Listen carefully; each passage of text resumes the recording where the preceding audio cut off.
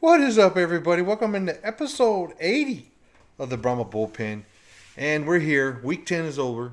The Brahmas fought hard, played hard, but came up short.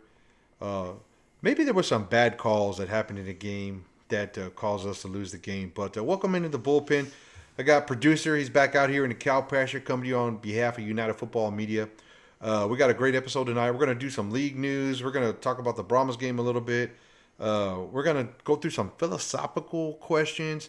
And then the end of the season's here, so some players of the year announcements are out. And we're just going to go through the news. We're not going to highlight too much of the game. We will show what I figure to be a critical point of the game. Not only the Brahmas had a chance to be in it, but I also think the league just got something plain old wrong. But producer, you ready to get going or what? Yeah, let's go. All right, man. Well, we're going to go ahead and jump on over here. The first things we're going to talk about is scores from the week.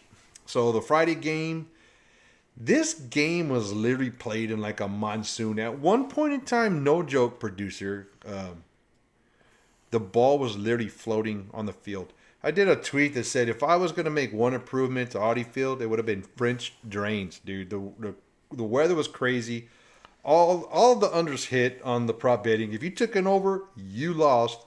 But St. Louis was able to squeak out a win there. The Roughnecks at Panthers game. Now, mind you, also the DC game, none of the starters were really playing, especially Jordan Ta'amu did not play. Dugan played a little bit for St. Louis, but mostly Silvers played the whole game. And then the Roughneck Panther game, of course, the Roughnecks played all their starters. Michigan, Perkins obviously did not play. They're saving him for the playoffs as they should. But Houston was able to sneak up there and get the win, 19-12. Good for them. They're a 500 season. Do you think going 5-5 saved Coach C.J. Johnson's job? He made some improvements from last year, so I think probably enough to keep him around there. Yeah. Stick around because we're going to talk about the Brahmas coaching staff and how it correlates kind of back to the Houston coaching staff. The teams have been intertwined ever since they fired Wade Phillips for C.J. Johnson. Wade Phillips got mad, comes to San Antonio, and all he wants to do is beat Houston every year. And it's also the first time I actually heard this verbalized on social media that they think that's the reason why no one goes to Houston games. We also got attendance, and we'll give you the facts on that. But real quick, producer, not to go off on a tangent we didn't plan for, but do you think the fan base was so upset that they got rid of – everyone loves Wade Phillips. The dude's like everyone's football grandpa in the UFL, basically. But do you think a fan base could get so upset that they fired Wade Phillips that they just decided to stop going to games? Yeah, it's hard to say not being in that fan base, but I didn't ask if you're fan. I asked if you think it could – whether it's possible, yeah. I think there's a lot more into it than that. I think it's the way that they handled, because there's gamblers there too. The way they kind of swapped the teams, changed the name. Really, it's the Gamblers organization with the Roughnecks name, and Wade Phillips was kind of pushed out because of that. Not only did they lose him as a coach, which in Houston is a legend.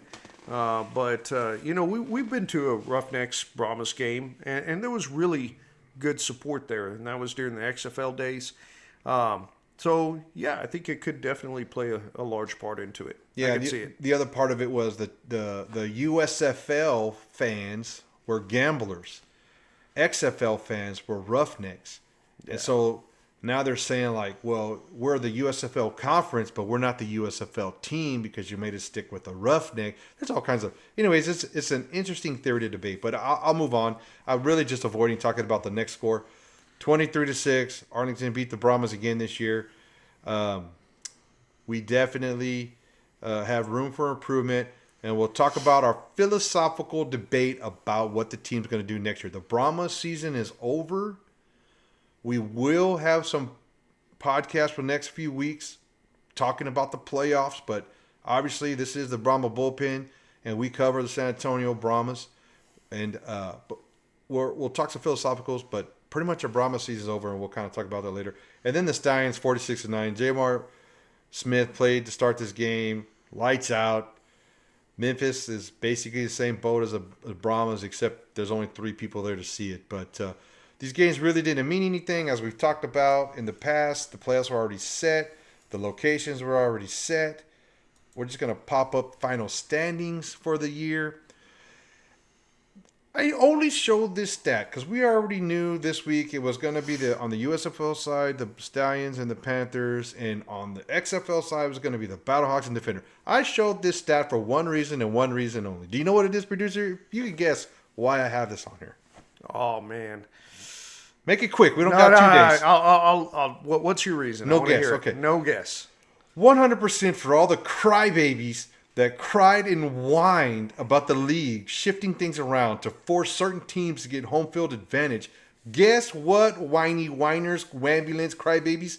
The teams with home field advantage also earned home field advantage. St. Louis in the Dome finished first in the XFL Conference, got home field advantage. The Stallions finished first in the USFL Conference, got home field advantage. So all the whiny babies out there can now put their pacifiers in their mouth and realize the teams that deserved home field advantage got it.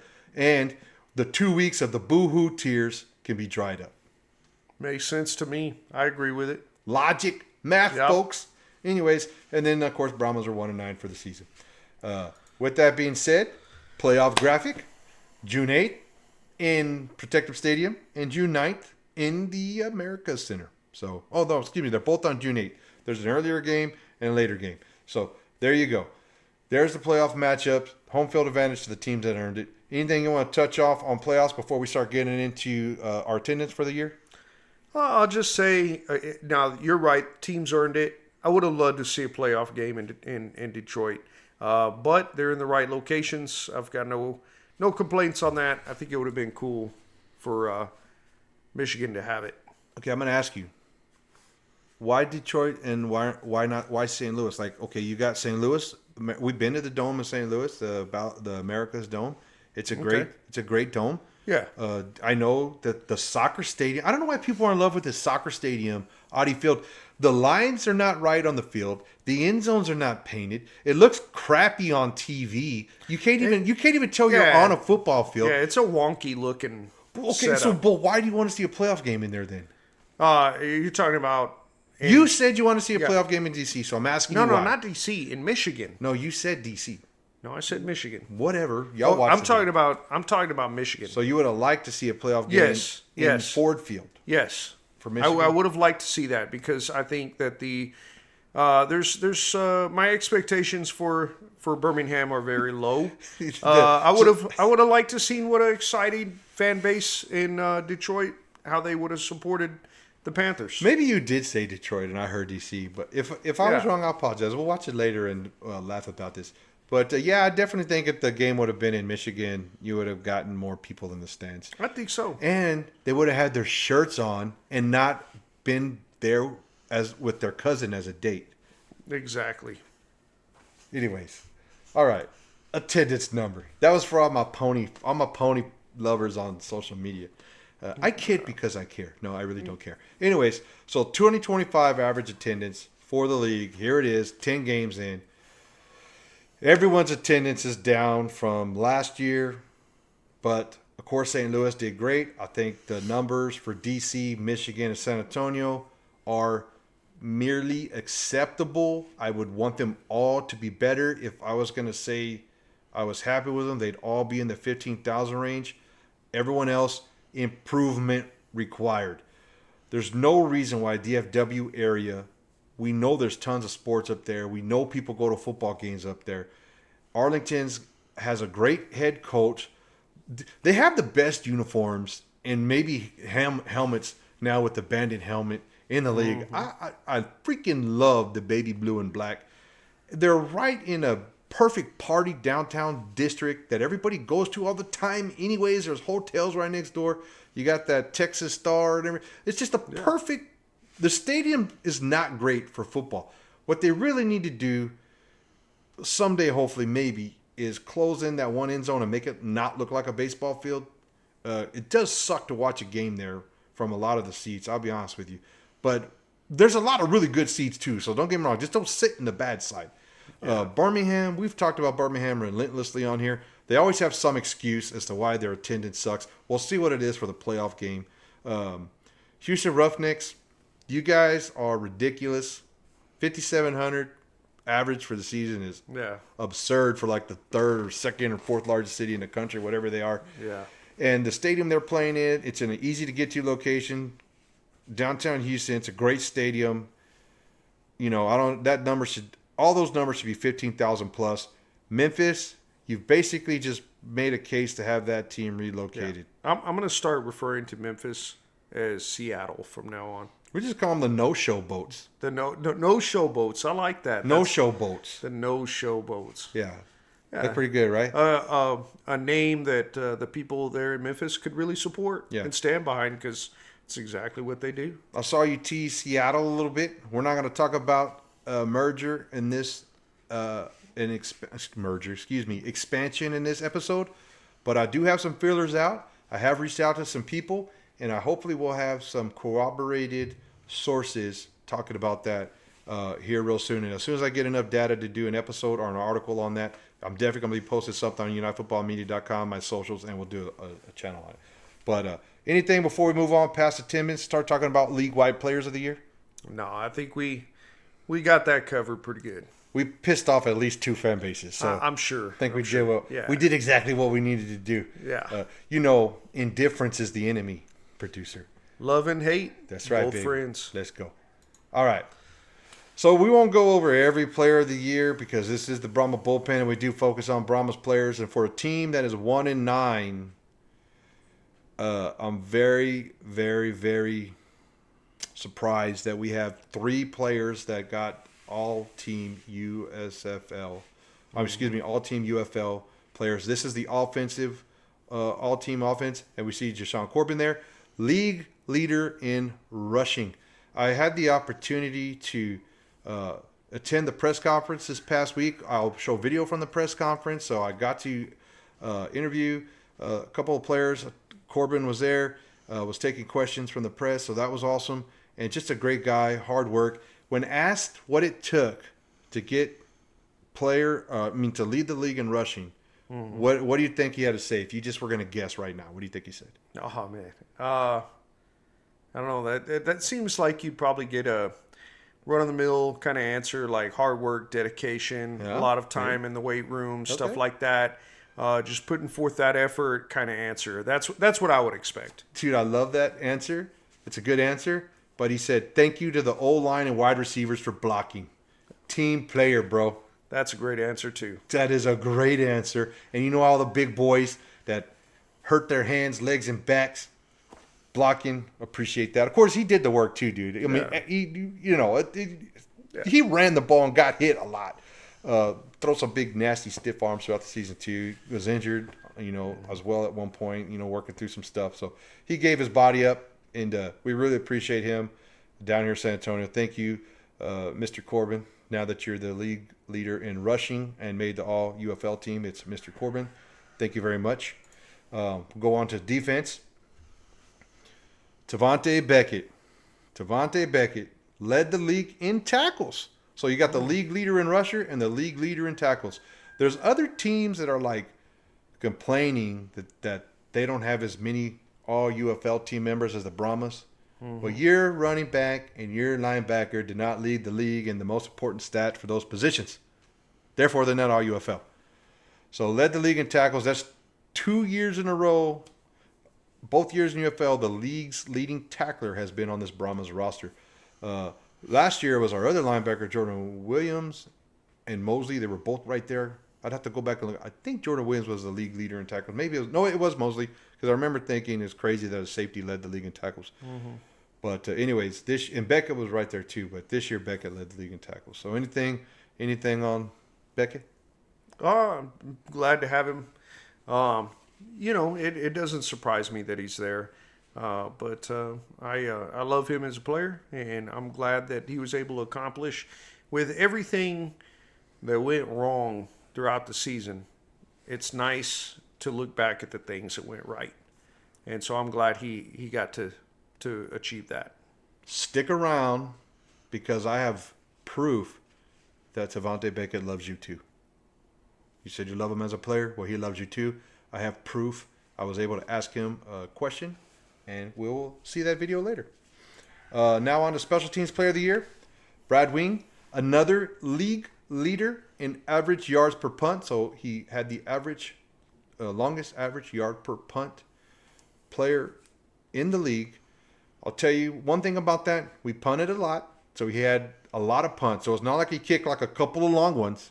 Dude was punting every game, right? And I even know one punt he had was like 23 yards, so that messed up his average. So it could have even been higher.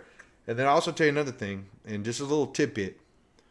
For sure, if I had to give a percentage of between 0% and 100%, if he was going to be on an NFL squad next year, to me it'd be 99.9%. One, he led the league in average punt. Two, big leg. He's been an NFL player before, so he's a pro. And three, he didn't finish punting.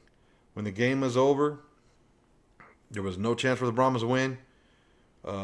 Brad Wing was not the punter for those last 2 or 3 punts of the game. And I really do think they did that to save him and not take a chance of getting him hurt with the game being over. But anything on Brad Wing? I think he's definitely skilled, and the way not only those punts, but oftentimes where he was able to put that ball, he was great at getting it within the red zone. Sometimes getting it even really close to the end zone line, but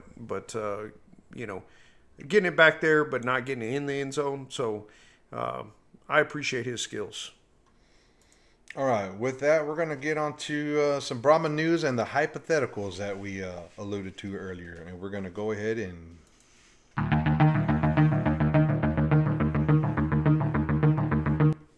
Brahma news, baby. Brahma news graphic. All right, so first thing we're going to do, we're going to pop up an article by my boy Greg Luca over at the San Antonio Express News.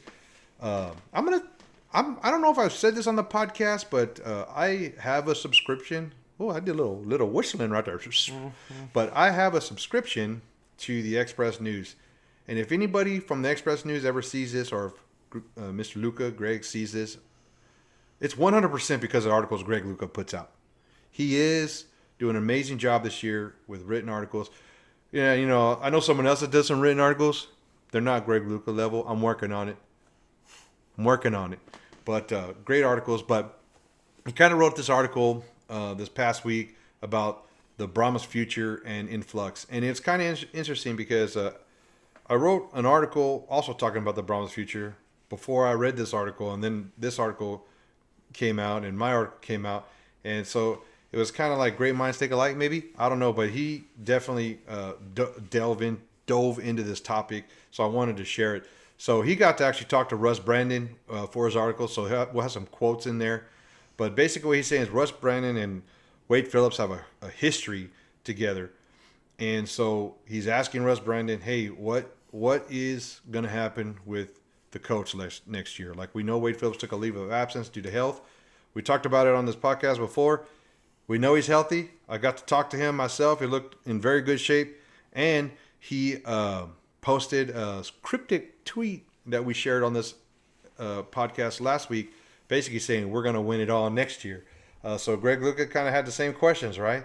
And we're talking to Russ Brandon. He talked about how him and Phillips have been there together for a long time. He says they're going to sit down with Coach Phillips, evaluate where everything's at, recognizes Coach Phillips as a legend, future Hall of Famer, and someone that means a lot to Russ Brandon personally because they work together in Buffalo, but also to the league. And so they want to see how he's feeling moving forward. He's talking about the Brahmas being a good football team that went to the championship just 1 year ago, and things didn't work out this year. And he said that Coach Pardee and his entire staff have rallied and done a fantastic job keeping the team together. Not taking over the team, keeping it together, like if he's holding it for somebody. So we've talked about this in the past. We love Coach Pardee down here. Coach Pardee loves it down here. And I think Coach Pardee's definitely got a bright future. But with those two comments there, what do you think about Wade Phillips? Or what do you think about Russ Brandon's thoughts on Wade Phillips, I guess? Well, the key part of that is, of course, the evaluation process they're going to do, and we're not going to be in that room for that. We're not going to, hey, how do you know know everything. Well, you never know. They might not be happy that we're in there. We're probably not going to know everything that goes into that evaluation process. All I can say is that, I wish the best for Wade Phillips and his family. I'd like to see him back. I think the fact that Coach Pardee has the experience that he's gotten has really helped him out. And whether Wade Phillips is back or not, I think he's gained some skills that can assist him moving forward, whether he's in an assistant role or a head coach role. But overall, I'd love to see Phillips back. I think that would really invigorate some players next year too. Cool. We'll talk about that a little bit more later on too. But Pardee was asked the same question about next year, what plans, what he knows, what he thinks. And Pardee did what Pardee does. He just gives you that like pre-programmed, I've been training for this my whole life coach answer, where he gives you enough information to feel like you asked a good question but doesn't break the bank and give out all of his secrets. I'll talk a little bit about that later. But he basically says, hey, it's in the good Lord's hands. I want to come back. I'd love it. I want to be in the league. And he's hoping and praying for that. And he just doesn't know what's going to happen. I'll tell you that the other, A.J. Smith, our former offensive coordinator, I got to talk to him a little bit when he left the team. And he 100% told me his goals were to try to find some type of fall football opportunity, essentially college or NFL type opportunity of some sort, whether it be a position coach, offensive coordinator, whatever he could kind of get into. So he's basically saying that he might want to take some time off from spring football. Although later on I saw him posting some social media pictures wearing Houston Roughnecks gear. He doesn't have any Brahmas gear left. And if you ask me why in the comments, I may just answer that for you. But he definitely posted some video wearing Houston Roughneck gear. And there's been the fans on social media wanting AJ over there. But what do you think about Coach Pardee's comment here about coming back? Like I said, I have faith in him. I've gained confidence in him. And in whatever role he may be back in, I just hope he's back. I love his style. I want him back. Yeah, I want him back too. Great guy, awesome dude. Now on to the defensive side of the ball. Everyone knows Will Reed's been with Wade Phillips for a while, and he's the defensive coordinator. And this is kind of interesting. He said he feels very optimistic that a lot of the staff is coming back. We've had Coach Chris Acuff on this channel. Got to meet him personally. He doesn't know what his plans are for next year. I think if he gets the opportunity to come back, he just may do so. And I know Will Reed, by his statements here, wants to come back. He says that the Brahmas have got a track record of doing things, keeping the team going in the direction it needs to go. And it's pretty interesting, this quote here. He says, they didn't do anything to embarrass the league, even though that they struggled. So he hopes that the group, the coaching staff in general, has earned the opportunity to come back. And he's basically saying that he hates the way the season went so bad. He wants everyone to come back and just get it all together and make up for it. And I kind of down with that, dude. It's like a motivating factor, right? Yeah, that's your profession. You want to do good at it, and I know they want to right the ship. And so I agree. Wade Phillips come back. Pardee as offensive coordinator. Will Reed as defensive coordinator. Let's go. We'll get Latimer back as tight end wide receiver coach. We'll get Elizondo back, special teams running back. We'll get everybody back. Acuff back. Marvin Williams back. Get them all back. I'm down. I'll run it again right now. But that's just me. Moving right along here. And we can't go through talking about a team without talking about the most scrutinized, publicized, watched, and talked about position on every football team. QB1, Kellen Mond. I'm going to go on record right now and say he should have never got benched. They should have rode with him all 10 games. Kevin Hogan came in, did a good job, gunslinger type mentality, threw tons of interceptions. It was almost like the reincarnation of what's his name? What was the last quarterback threw all those interceptions last year? I'm drawing a blank. He was from Bernie. Yeah. It's from Bernie. He got cut, and he's suing the league. Dormandy? Yeah. Quinn Dormandy. But anyways, on to Kellen Mond. His quote was, obviously, the season's over. He wants to see if there's any NFL opportunities. In the press conference post-game, he also talked about his team staying ready and staying healthy and continuing to work out in case a NFL opportunity comes up during the fall, whether it be a training camp invite to come in, whether it be coming in as a practice squad quarterback, or if someone gets injured. He wants to stay ready for NFL. And that's the right answer. I want to stay ready for NFL and hope to come back. He says, but the future's in talk. If I had my choice right now, I would run it back, dude. I would run it back. I would say, hey, go do your NFL thing. Get on a practice squad. Do whatever you got to do. Make yourself a little money for you and your family, and come back down here next in 2026 and play for us. I love Mon as a player, and I'd love to see him back here. My personal opinion, I wish him the best as far as NFL opportunities. I'd like to keep the door open and see what options are available. Ooh, so basically, you don't want him back. No, I do, but I just wouldn't leave it at that.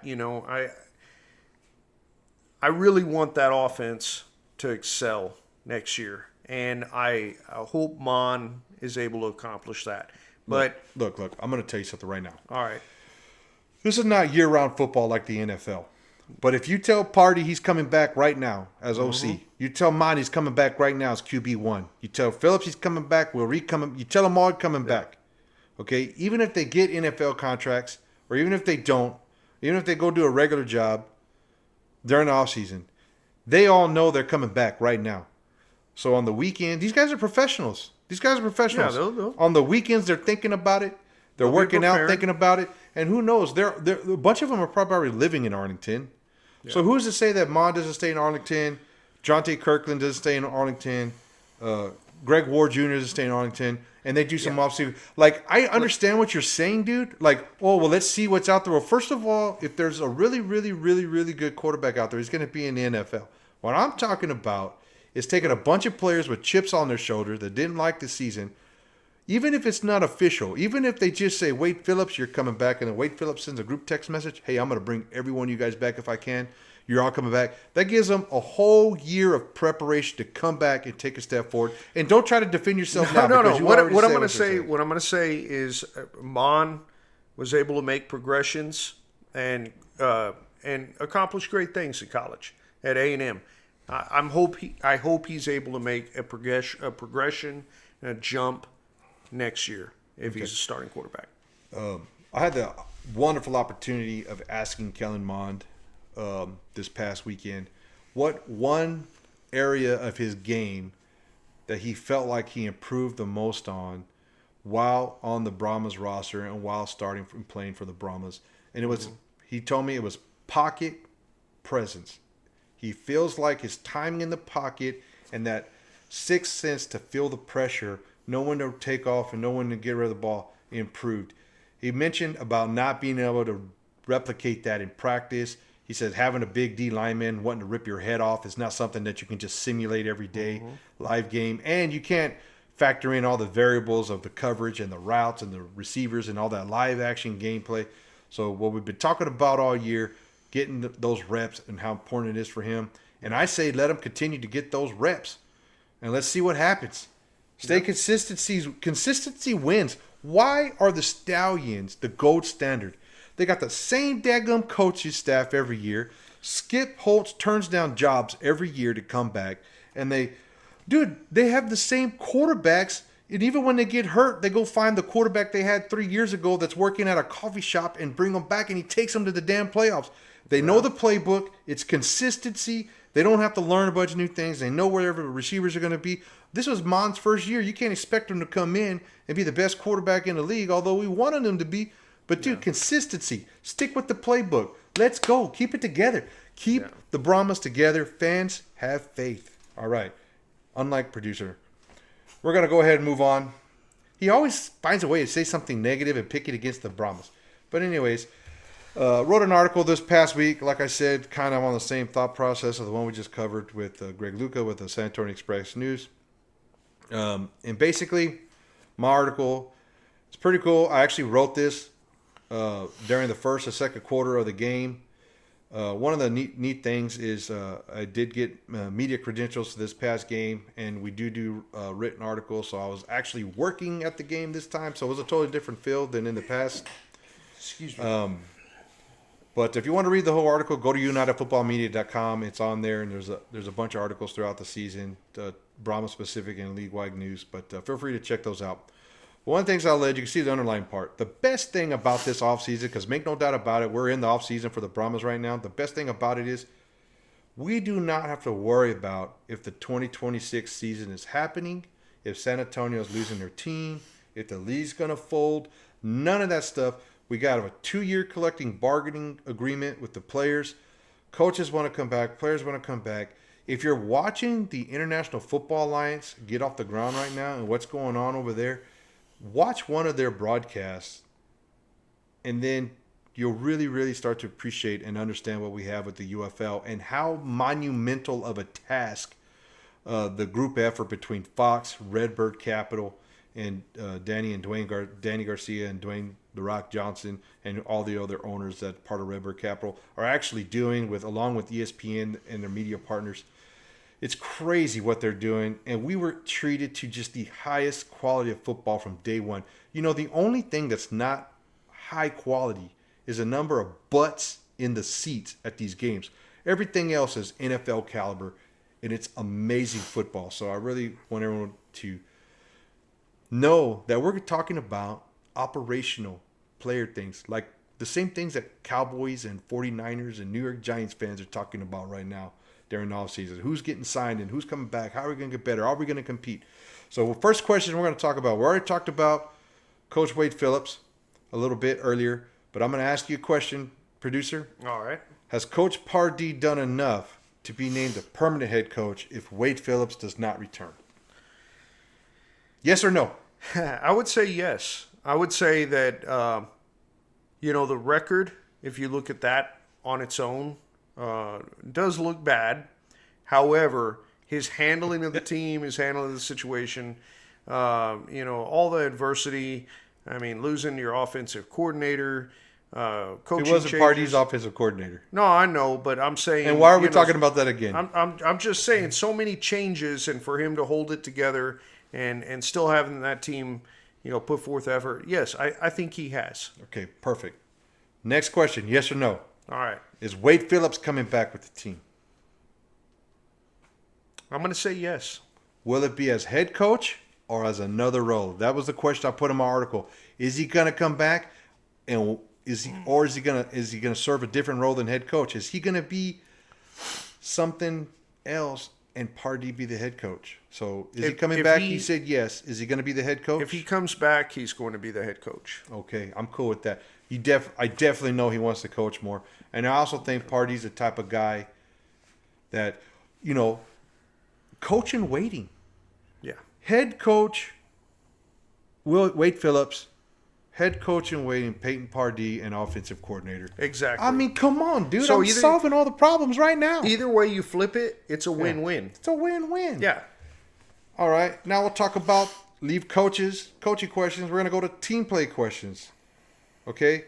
So the Brahmas ranked last in passing, last in scoring, last in defensive metrics. We gave up the most points. We talked about Kellen Mond. Yes or no? Because we already talked about him. So I just need yes or no. Is he going to be back with the team or not? Yes. I think yes too. What does the Brahmas defense need to do? What is the area that need improvement to get back to the 2024 level of play where they were ranked first in every major defensive category? What do they need to do, Dustin? A new defensive coordinator? No. In case you're wondering, I love Will Reed. I want him to come back. The problem is that there were so many areas. It's like, well, what area do they need to improve on other than maybe just tackling? But there was some need for improvement in there too.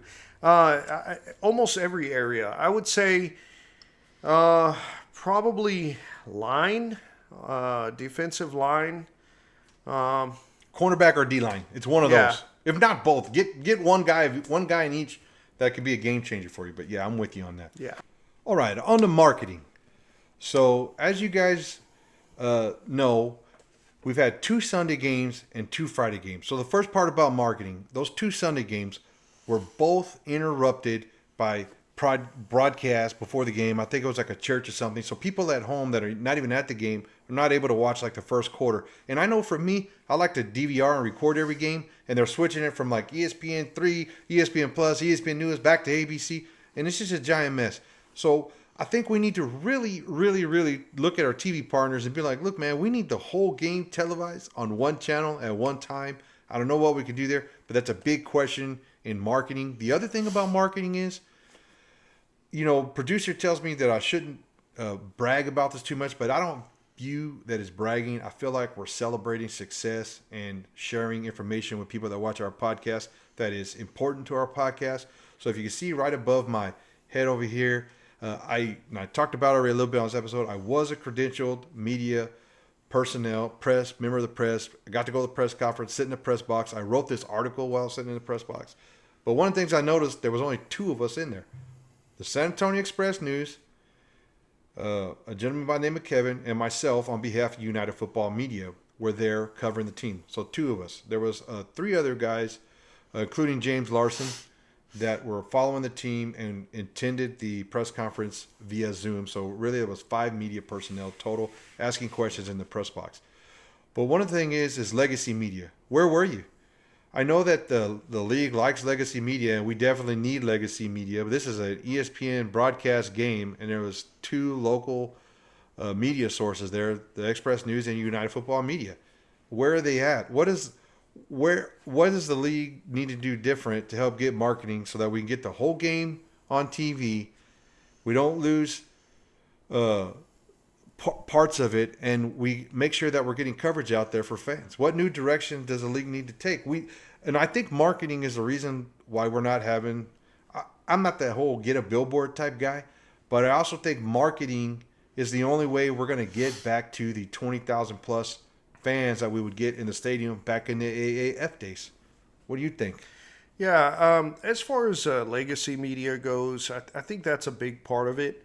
I know at least we've got, 4 news stations, I believe, here in San Antonio. One of them, I visited the website. There's a section under the sports part of the website, and even a specific spot that is labeled football on that website. And I clicked on that, and this is during the regular season of the UFL and during the offseason for the NFL. But yet, everything listed under there was all NFL or college-related topics. Nothing about the Brahmas.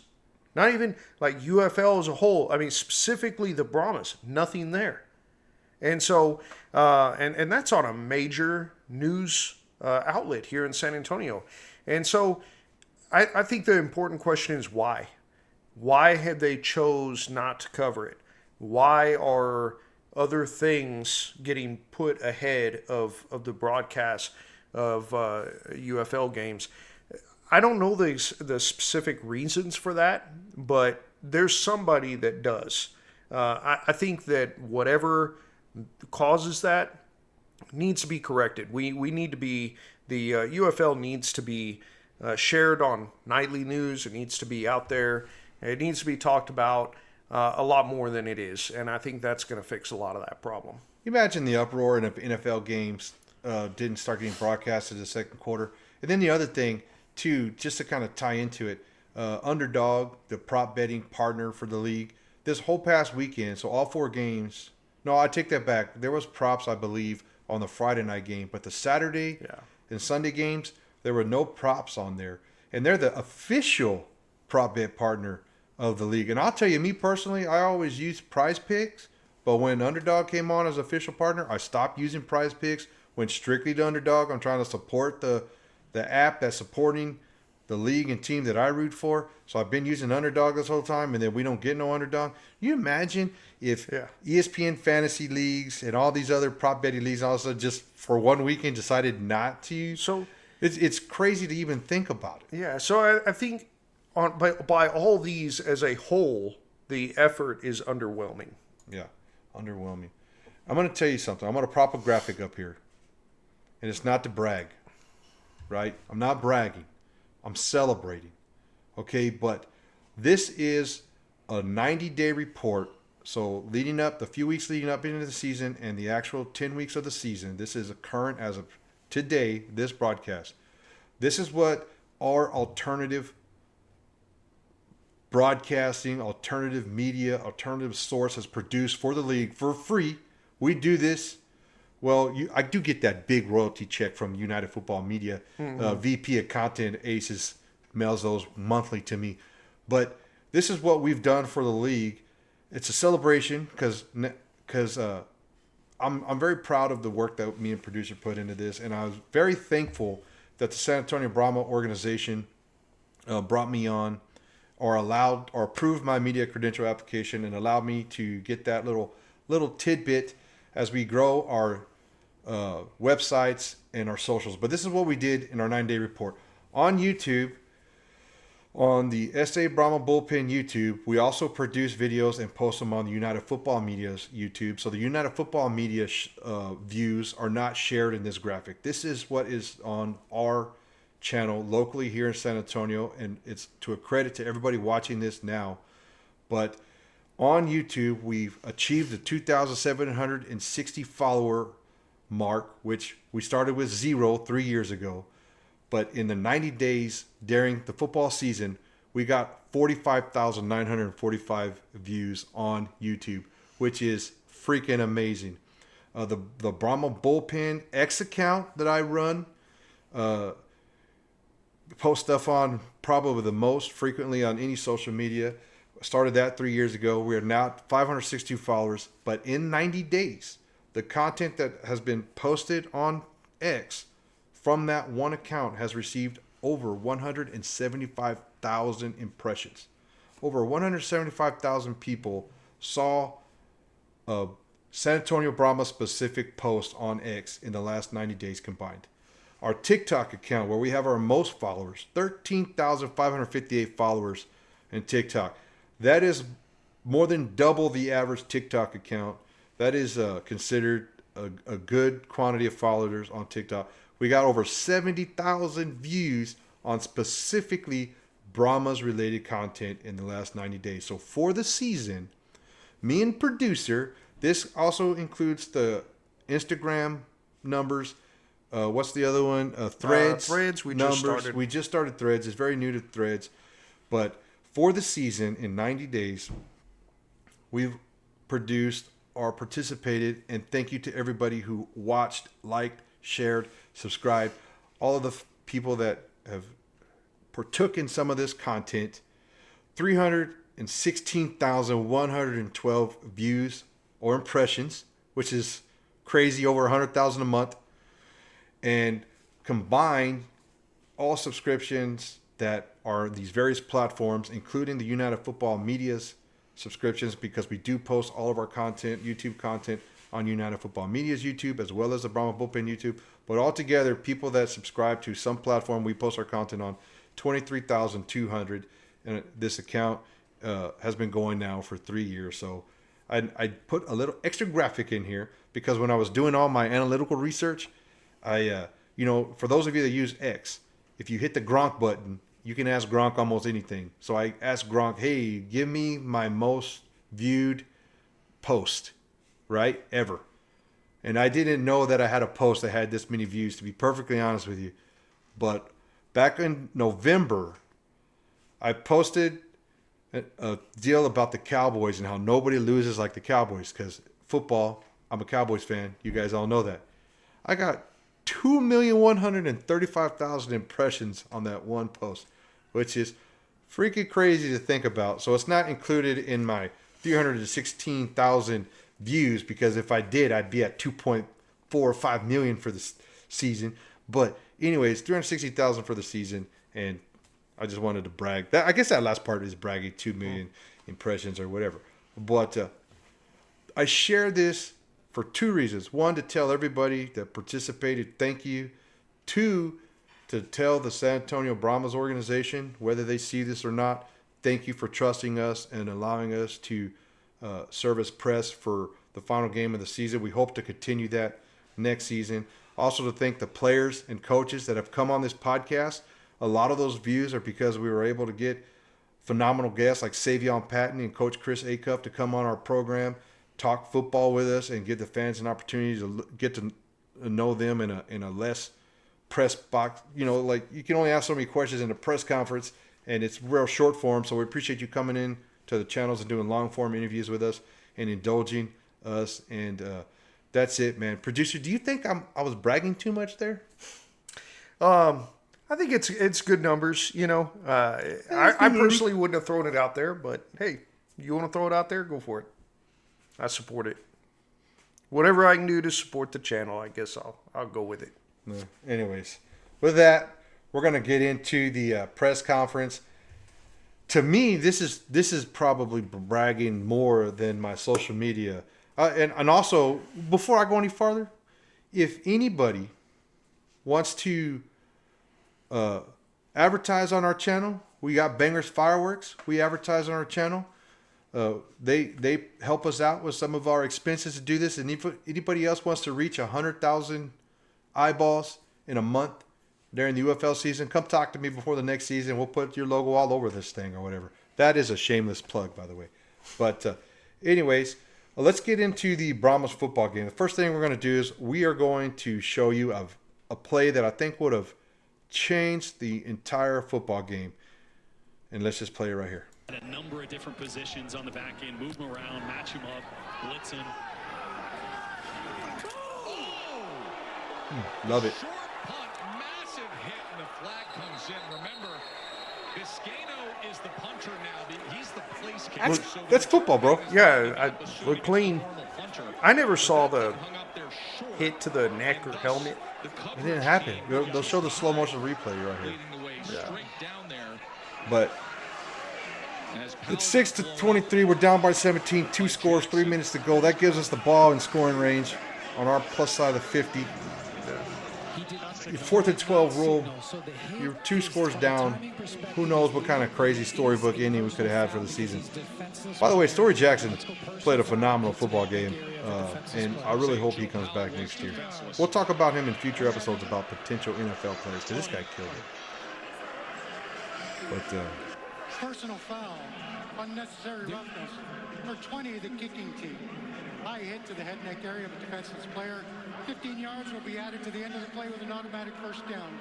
Yeah. Coach Party. This is such a hard play for Story Watch this. Jackson. And just listen to this one.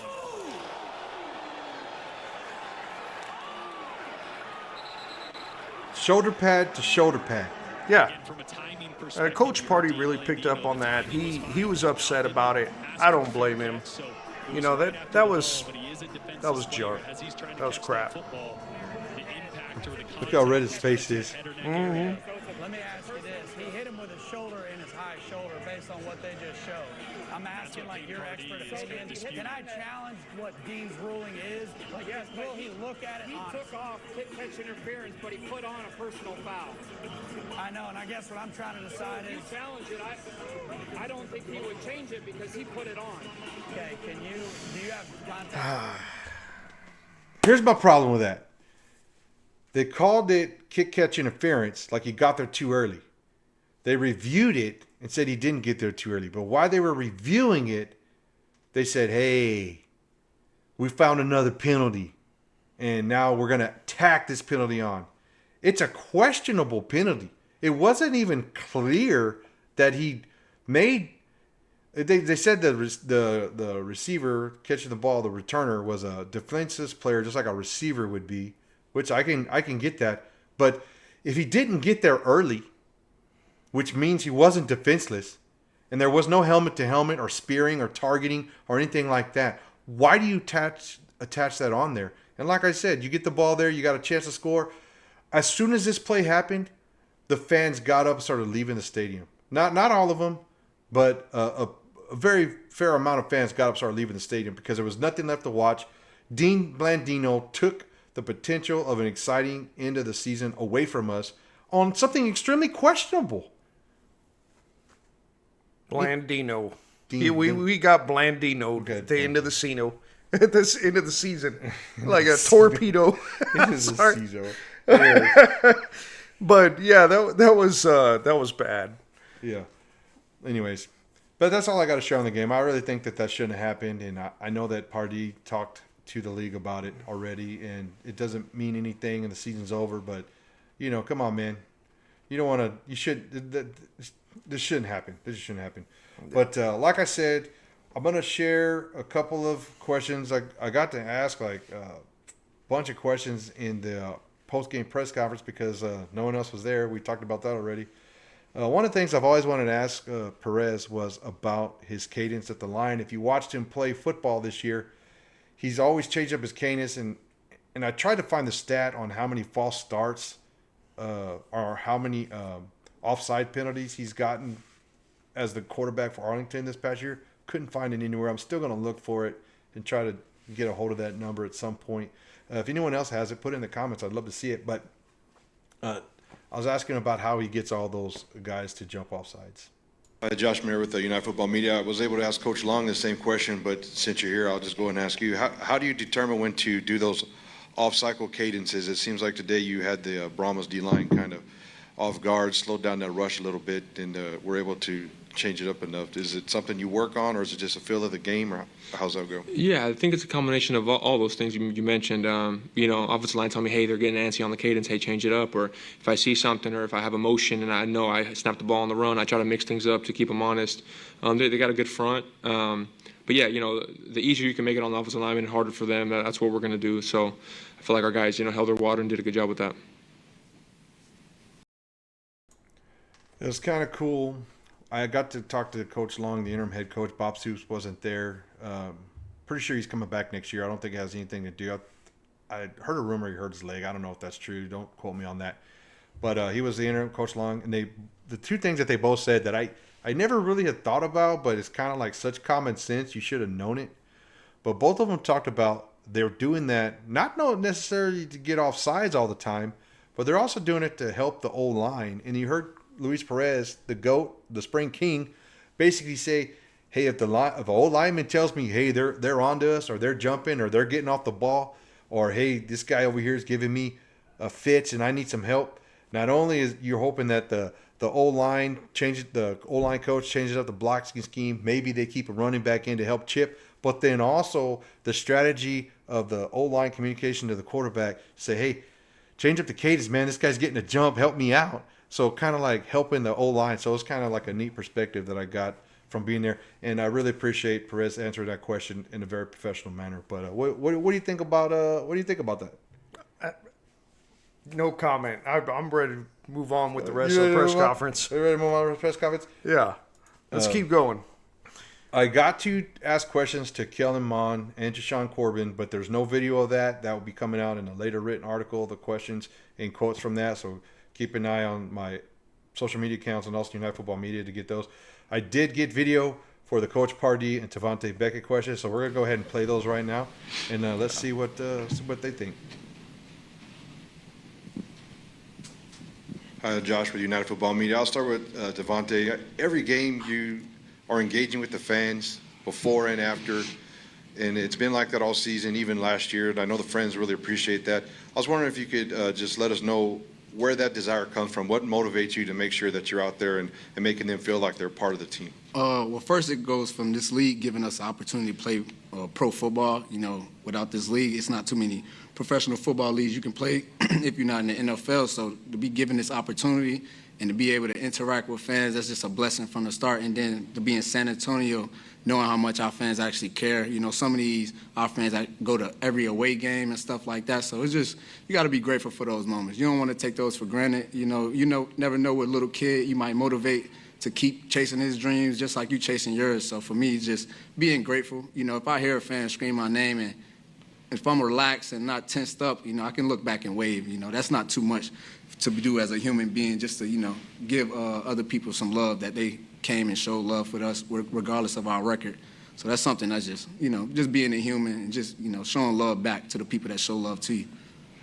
Thank you for that. Coach Pardee, we know the season didn't quite turn out the way you wanted. Some tumultuous times going through a lot of changes. I just wanted to ask what it was like being able to have the opportunity to have a somewhat of a professional mentor like Coach Welsh come on staff midway there and be with you and kind of help you, and what that process was like getting him into the room with you, so to speak? Yeah, absolutely. Coach Welch and I, we have a long background together, and he's a coach that I have a lot of respect for. I think he's a phenomenal human being. I'm very, very thankful to him. He's been a big part of my life and my coaching career. We spent 4.5 years together at a college in Northeast Texas. And so I'm very, very grateful for having the opportunity to bring him on board. And he's a guy that obviously he's a really, really bright football mind and has a wealth of coaching experience. But the energy that he brings every single day is infectious. And so, when given the opportunity to bring on, an assistant coach when I was moved to interim head coach, he was one of the first guys that I wanted to bring in. And I thought he did a really good job for this coaching staff and for this team. And he kind of embodies, in my opinion, what a coach is supposed to be. And that being, we have jobs and we are here to serve these players. That's really, in my opinion, the most important thing. It's not about me. It's about giving these guys the opportunities and trying to put them in good positions to be successful, to love them up as much as humanly possible. And I think Coach Welch embodies that, and that's, something that's really important to me. I've, on a personal note, to kind of go along with your question, when I was a player, I've seen what the impact a coach can have on a player, both positive and negative. And so to me, something that I believe is a part of my philosophy, kind of from my granddad as well as from just my own personal experiences in football, having a coaching staff that will pour into, whether it be kids or young men in our instance, that's critical. You know what I mean? Because these players, that, especially on our team, they give us everything. And they deserve nothing but the utmost respect, love, and general care from our end as coaches. And so, obviously I feel really blessed and fortunate to have, Coach Welch with us. And it was a lot of fun to get to bring him on board. So, first of all, I asked Savante about the fans, and he's always interacting with the fans, and his answer was appreciation for the fans. And his reason, just being a good dude. Yeah, that you gotta love that kind of answer, and enjoyed the interview with them. Yeah, and then Coach Pardee, I got to ask him about Coach Welch. We did cover the move from Coach Welch because he was going to be with the other team here in San Antonio that was supposed to kick off this year, the Caballeros, but he did move to the Brahmas when all those shakeups happened. And it was neat to ask him that. I got the longest answer out of any question out of Coach Pardee, so I know I must have asked a question that at least entertained him enough to want to talk about it. And then he went on into his philosophy about being a coach. It's a very popular leadership style in a lot of professions, a subservient leadership where you're there to serve the people working for you. And that's kind of the coach answer that you got there. He's there to support those young men. And evidently, Coach Welch had an impact on him in his college playing days, as he mentioned. And now he's paying it back to these other players that he's coaching. And Coach Welch is there to also support him with that. And it was almost like if you're not going to be one of those coaches that lift up players, you're not going to be on a Coach Pardee staff very soon, or for very long, I guess. But real quick, producer, we're getting to the end of the episode. It's already kind of running long. How do you think I did at my first press conference? Oh, I thought the questions were good. So you better say that. It sounded really good. I thought you had some great questions. I was super nervous. I was super honored to get the opportunity, and I thank all the players and coaches for their professional answers and treating me as a professional while I was there. So thank you very much, everybody else of all that. I'm going to give a quick shout out to two people, part of United Football Media. Everybody knows Ace, our VP of Content, and Webb, who's been around UFM for a very long time. Both of those guys have been instrumental in taking us from the podcast that we just started because we were bored into actually supporting, I would think, in one small way, the San Antonio Brahmas team here in San Antonio and making content for everybody. So thank you very much for that. We're going to do our last graphic. I know this is what everybody wants to see because we did win and loss predictions all year. And yes, I did not do good, but I do want to say I went 16-24. Producer went 22 and 18. So he got 6 games more. He beat me by 6 games. But I literally picked with my heart all season. You were picking with your head. How did you only beat me by 6? I was right 6 more times than you were. Touche. Nothing to say there. I can't take that away from you. Yeah, you sure the heck were, man. With that, we're going to go ahead and get out of here. This episode 80 on behalf of United Football Media from the cow pasture, like we always do, with a nice horns forward. Let's go Brahmas, baby.